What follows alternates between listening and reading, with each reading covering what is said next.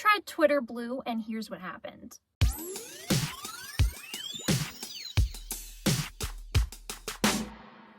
So before we talk about what you probably came to this video for, let's go a little bit into the features that come with Twitter Blue. I originally subscribed because I wanted to edit a tweet. I did not get to do that. The edit tweet function is actually kind of useless. I was trying to edit a tweet that YouTube posted through IFTTT. Apparently you can't do that at all. I just found that out today when I posted my short on this channel. And it turns out you actually can't edit tweets that weren't sent on Twitter directly. This is one of the features that I thought would be more useful than it is. I've used the editing functions on Instagram and Facebook in the past, and that's fairly simple. It lets you edit the post anytime. I think Facebook actually shows you like the edits that were made if you click in to the edited thing. Twitter was not even close. How this works is you have 30 minutes from the time that you post a brand new tweet. And in that 30 minutes, you can make up to 5 edits. After that 30 minutes, you're left to delete that tweet and repost it if you want to change something. I mean, it has its uses. If you made a grammatical error or a tiny mistake and you catch it within that 30 minutes, that's easy, that's cool, it lets you do that. But it's not as overall useful as what I'm used to on other social media platforms. And it's not what I thought I was getting when I paid for the subscription. Another feature you get with Twitter Blue as early access is undo send. I did not realize this was going to be as annoying as it is. I can see how it might be useful to some people. Now, this is a lot like Gmail's undo send that came out like years ago, where you install the plugin and it lets you undo the send of an email once you've already said, yeah, I want to send this, and it gives you a little time limit to say, no, I changed my mind. The way Twitter does this is very invasive, though. I don't know why you'd want to use it when every time you send a tweet, it brings up this block that says, hey, read this over again. Like, are you sure you want to send this now? And it's got a little timer in the corner and it says undo send and send now or whatever. And it happens every single time you tweet, when you reply, when you do other things. And there's settings to customize this. I think I'm going to turn mine pretty much completely off, except maybe on my phone. I'll leave it for like original tweets and everything else is just fine. But the way I see it is if you are going to undo a tweet, why not just use the edit function, because you get 5 edits anyway? And you can correct most things with the edit tweet function. But yeah, the default should be view tweet after sending, off. You can turn it on if you want. I found out I have to do it on every single device manually because they all have different settings of their own. So if I do it on here, I have to do my iPad. And if I do my iPad, I have to do it on here still if I haven't already. So it's just really annoying. Some other early access functions you get are the ability to use NFTs as pics. I will never do that. And I don't understand this one because they've advertised it before. It was a feature that was available for free before. And now it's just part of the early access. Like, what are you doing with that? It makes no sense to me. I'm not an NFT person. I will never get into that. I will never have my own NFTs. So that is not something I will really try or use, or I'm just saying it's confusing to me because they had it before and now it's paid. Why? Other things you can do with the early access features are upload 1080p videos. I have not done this. I have not had a need to. I think the last time I uploaded a video to Twitter was when I was reposting a TikTok. Okay, editing Tara here. I just realized that I was wrong about that. The last video I posted to Twitter was in fact a boomerang clip of my new graphics card. So that was still a long time ago. That was like August or something. It's in the screenshot. So yeah. Same thing with longer videos, but also every platform is doing that. TikTok, YouTube, everything has had at one point in their evolution, you can upload longer videos. So that's not surprising to me. It's not something I've really used since I don't upload a lot of videos to Twitter in the first place. And if I did, it would probably be a demo reel or something where it would be a minute max.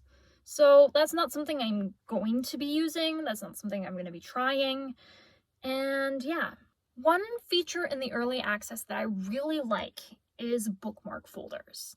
So I'm a voice actor, and if I come across casting calls or something of that nature, I want to save it so I can come back to it on my computer and use that when I'm auditioning. I am the kind of person who will be scrolling on my phone and just find something that I can't respond to in the moment, that I need to be on my computer, a recipe I want to try out but I'm not in my kitchen, or just something I want to reply to but I'm doing something or going to something and I just don't have time to make that reply now. The problem I've had in the past is they've all gotten jumbled together in the same main bookmarks thing. Just being able to organize stuff is nice for me, because then I can prioritize what I'm coming back to and when. This is something that I've tried out and I actually really like it. My only fear is I'm not letting my subscription renew. So I have no idea what's going to happen to those folders. It appears like the folders are just going to disappear and put everything back in my all bookmarks, which is fine. I can deal with that. I think the main thing that I'm worried about is it's going to be a feature that I love. This is something I am going to use for the next month, and I'm really going to miss it when my subscription expires. All right, here's some extras that are not early access, but you just pay to have them. So some of the extras you can get that aren't early access features, but are just paid features in general. You have the ability to change your icon, change the color theme for the actual app itself, and you have the ability to rearrange your buttons at the bottom and get the navigation that you want to use. These are really nice. I love the app and icon settings. It's totally customizable. I have everything set to purple on mine. I wish it was free. I've used apps where it's been free to do that sort of thing, and I'm really gonna miss this one. So, this is the part of the video probably most of you came to see, the verification. First of all, let me start out by saying I never wanted the checkmark. It is something that means something totally different. It no longer means that you are who you say you are, because they're not actually verifying anybody. They're verifying that you have an Apple account that has payment information on it. So I have found it very annoying that you cannot turn this checkmark off. It no longer means anything. One of the things that comes with verification now, whether you're Legacy or Twitter Blue, is you can't change your name. Now, this isn't a problem for me. I rarely change my name. My brand name, aside from like the Celestar Connect stuff, like my Terra St. Michael brand, that is my actual name. So I never really change that. Where I tend to change it is if I'm adding something like an event or whatever after my name, like at AX, at whatever, at Christmas. Speaking of Christmas, the Doja Cat situation, I will get into that. Now, I can understand this is a security precaution. The idea of being verified is that you are who you say you are, which I will get into this later, but the process of actually getting the Twitter Blue checkmark does nothing to verify that. So, as a security feature, I can kind of see it. Once you're verified, they want to make sure that you kind of stay who you say you are, stay as the presented brand that you're saying you are, or the presented person. How other platforms have handled this is if you change your name, you lose your checkmark, and you have to re-verify. As I said, the Doja Cat situation. She changes her name a lot. She got stuck as Christmas, and this was kind of hilarious. But it shows that the name thing is not just for Twitter Blue subscribers. It actually affects Legacy accounts as well. So if you were walking into this madness with a previously Legacy verified checkmark, whether it was given to you or you applied for it, all of a sudden, whatever your name was when this change happened is your name. You are stuck having to contact Twitter support, Elon Musk, whoever, to change this, just like Doja Cat was stuck as Christmas. This also means that with the canceling of the new subscriptions, which just happened, that if you are an existing Twitter Blue subscriber, you don't have the option of changing your name back if you were an impersonator or if you did something really stupid. I saw a guy online who had like giant as his name, and oh my gosh, he made a mistake. So yeah, you're stuck. I'm stuck. I will forever have the musical note in my name unless it lets me take it out when my subscription expires. So that's the whole name change thing. I'm going to talk about some of the features. First of all, the verified followers tab, completely broken. It was something I found while I was going through my Twitter after I subscribed. And I'm like, oh, you can see who followed you, who's verified. Okay. Click. Not loading right now. Cannot load tweets right now, or whatever it said. Okay, that's broken.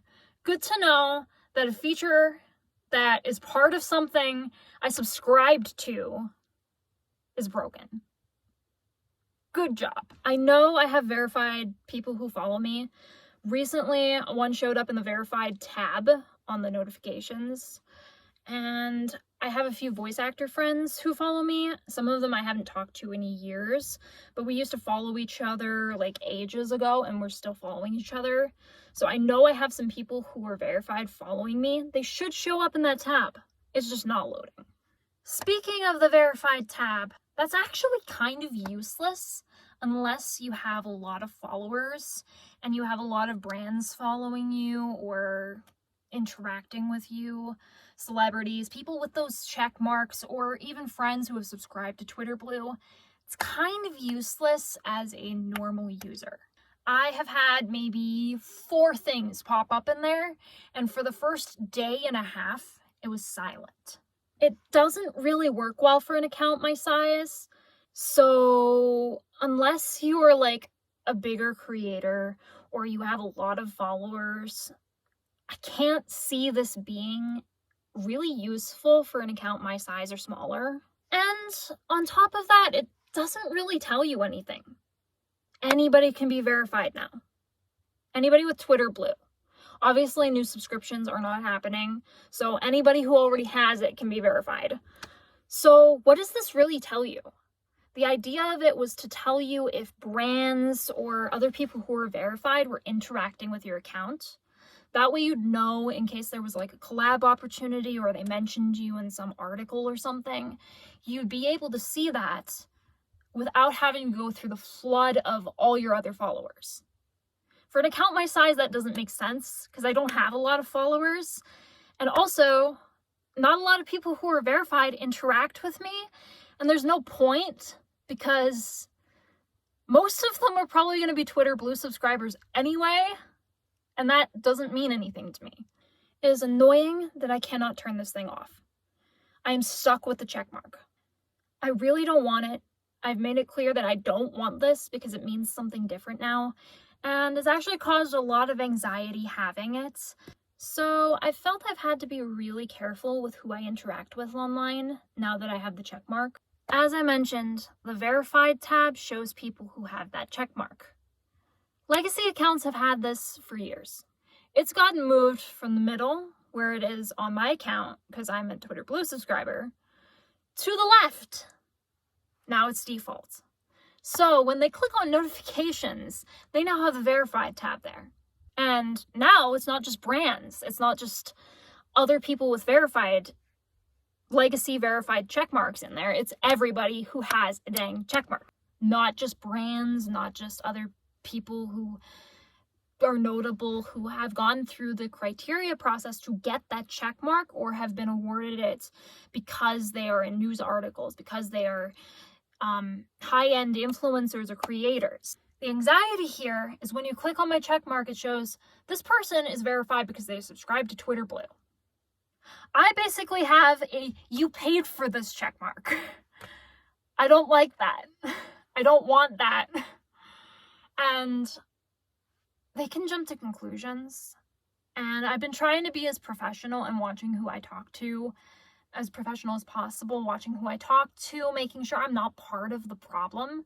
Because people are seeing Twitter Blue subscribers pop up in their verified tabs like, hey, are you gonna notice me now? Like, I have the check mark. Hi.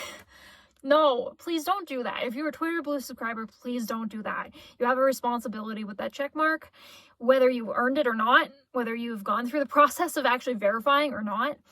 Because you have that check mark, you will show up in that box, and there's a responsibility that comes with that. I don't want to be seen as part of that problem, because I'm not part of that problem. Now I'm in a spot where I don't feel I should be. And for the wrong reasons that people are going to jump to conclusions about. And that does not represent my brand properly. That does not represent anything about me properly. Like, I want to come across as professional. These are people I could work with eventually. I don't know. And I don't want to make an impression to brands and collaborators that says, hey, I'm a fan who wants to like be in your verified box. No, that's not it. I don't want that. So I've been being really careful who I talk to and how I like phrase things, because I don't want to make a bad impression. And Twitter Blue is making it really hard not to make a bad impression. So yeah. As I said, the verified checkmark no longer means what it should. Before, if you were verified, you've gone through a process to say you are who you say you are. You've proven that you have been in media, that you have been in news, that you are part of something that qualifies you to be verified. The purpose of that verified checkmark is to say, you are the real person. The person that people are interacting with online is the person who they say they are, and not an impersonator, not a duplicate page or a fan page, and not somebody who has a similar name to you who might be confused with your brand.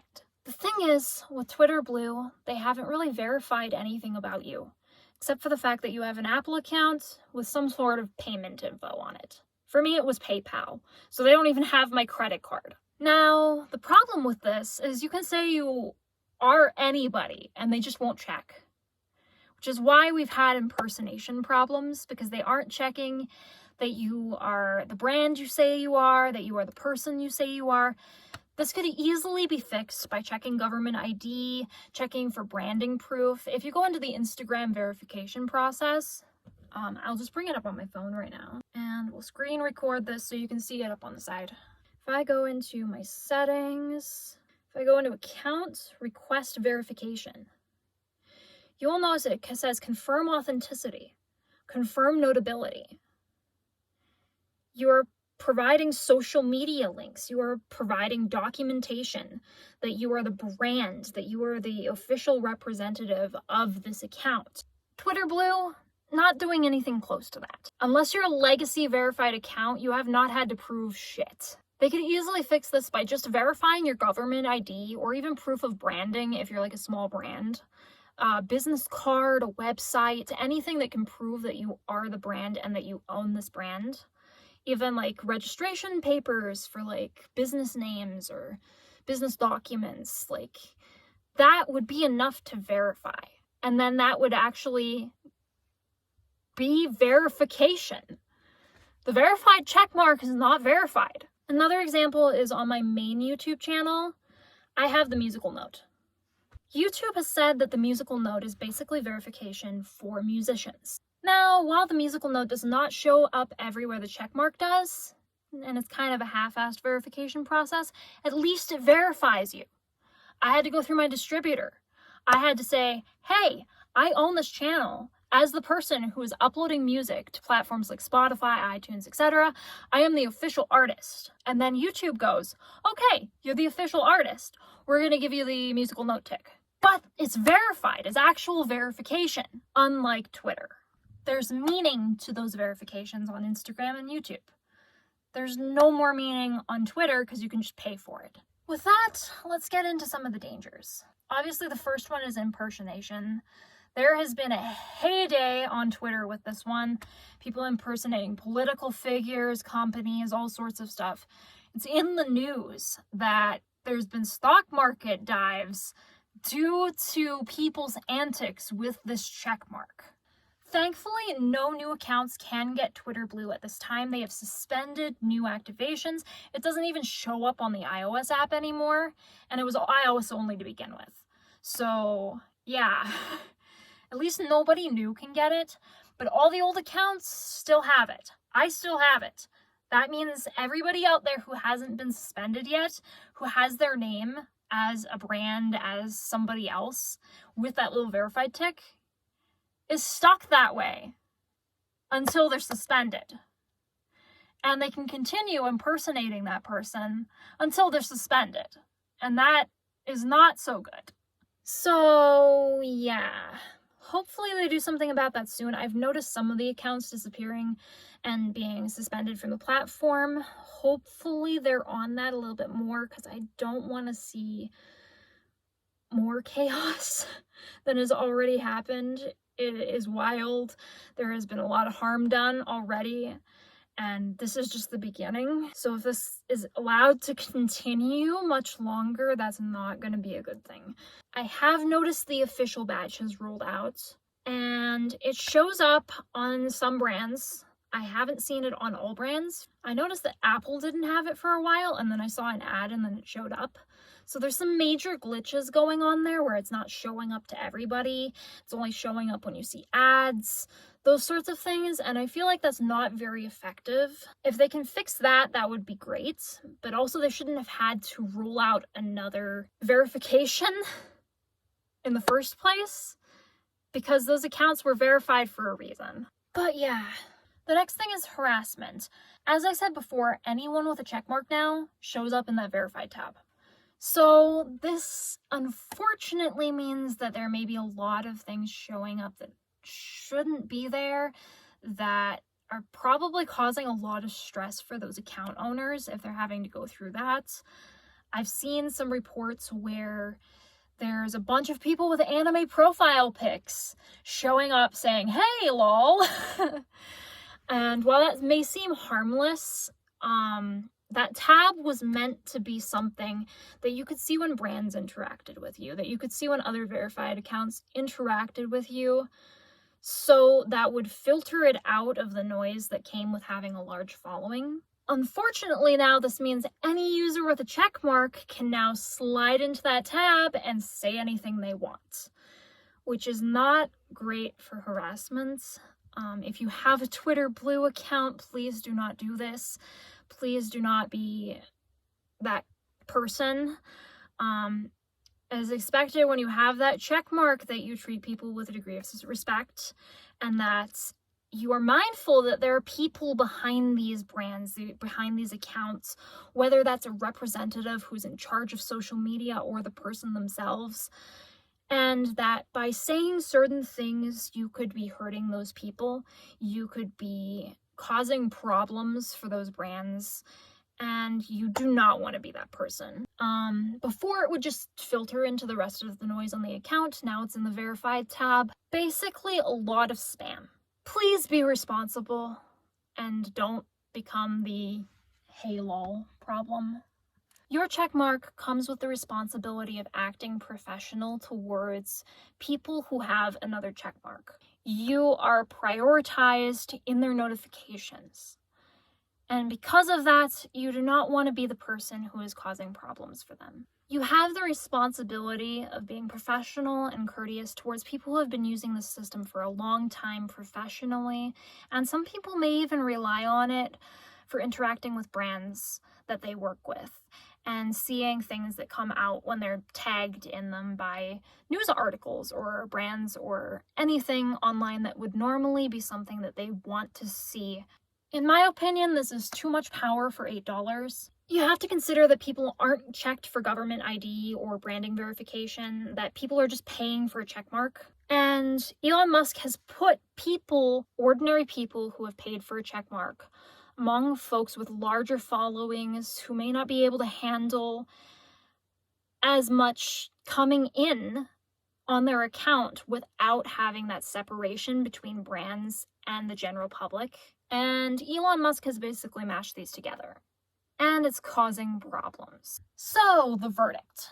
Do I regret getting Twitter Blue? Kind of, but I'm glad I had the inside experience. I have a better understanding of some of the tools that have been put in the hands of the public as a verified user, and some of the features that may be coming to Twitter in the future if it survives. As I said before, I never wanted the checkmark, and I'm kind of mad that I'm stuck with it for a month. But at the same time, I have one or two features that I'll actually use. I have the ability to customize my experience better. Again, I never wanted the checkmark, and I'm kind of mad that I'm stuck with it for the next month.